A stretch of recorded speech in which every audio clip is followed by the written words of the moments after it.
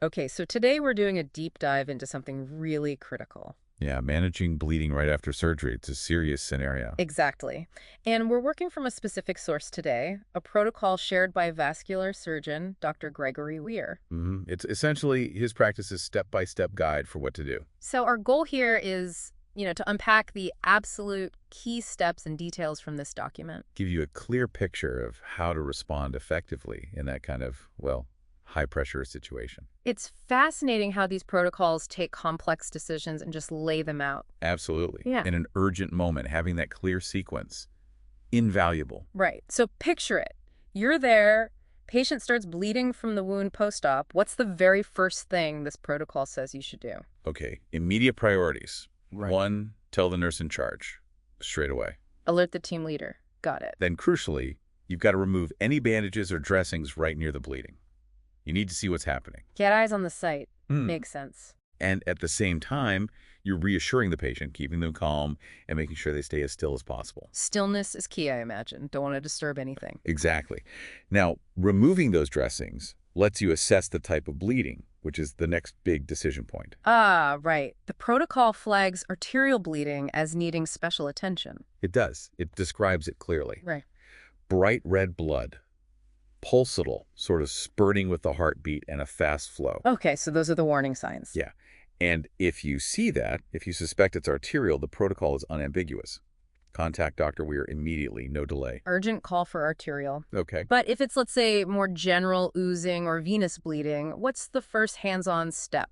Direct digital pressure. That means using your gloved hand, fingers right on the bleeding spot, Okay. and you apply firm, constant pressure.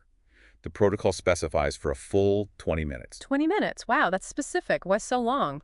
Well, it gives the body's clotting system, platelets and factors, a chance to actually form a stable clot under that pressure. Right, you're giving it time to work undisturbed. So you've held pressure for 20 minutes, but what if it's still bleeding? Okay, if pressure alone hasn't stopped it, the protocol directs you to the next step. Check the ACT.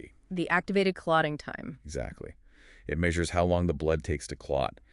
Super relevant after vascular surgery where heparin might have been used. Heparin, the blood thinner. Right. And the protocol is really specific about where you get the blood sample for the ACT. Oh, what does it say? It says you must use blood from an arm vein. And it explicitly warns against using blood from an arterial line, a CVP line, or a sheath. Interesting. Why avoid those other common lines?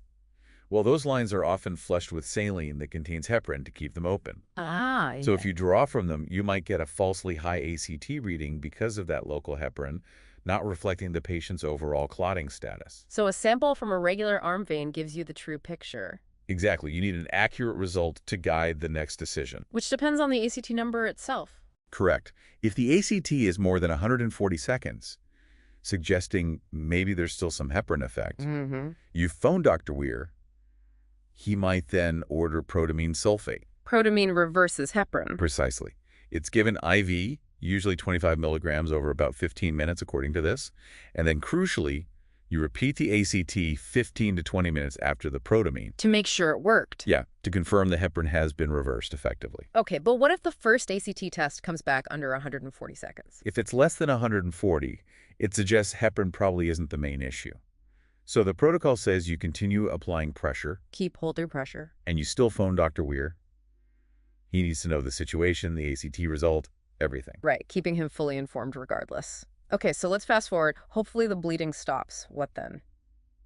Once you think it's controlled, you carefully, slowly release that direct pressure. Okay. And then you just watch the wound closely for 5 minutes. Just observe. A waiting period to be sure. Exactly. Making sure it doesn't immediately start up again once the pressure's off. And if it does start again during that 5 minutes? Like the step 1, essentially. You immediately reapply the direct digital pressure. Yeah. And you phone Dr. Weir again to update him. It's a real feedback loop. Apply pressure, check, reevaluate, call if needed. Control, check, re-intervene. Okay, so assuming the bleeding has stopped and it stays stopped during that 5-minute observation, what's the final step? Then you apply a clean wound dressing and secure it with pressure bandages over the area. Protect the site and maintain some pressure. Yep. And one last detail, the protocol includes what info to have ready when you call Dr. Weir. Oh, that's practical. What do you need? Standard stuff, but vital in a rush. patient's name or identifier, their current blood pressure, that ACT result you got, Right. and a list of any drugs they're on that might affect bleeding, anticoagulants, antiplatelets, things like that. Being prepared saves time. Absolutely. And it even lists his emergency contact number right there. Having that number right in the protocol is smart. Looking back at this whole document, it really highlights the value of a clear plan. Definitely. It turns potential chaos into a structured response. Assessment, intervention, diagnostics, escalation, it's all laid out. It's a playbook designed for when things get tough. Precisely. It empowers effective action under pressure. It really makes you think, doesn't it? Consider critical moments in any field, really. How could having that kind of clear step-by-step guide help people act faster and better when the stakes are truly high? Something to mull over.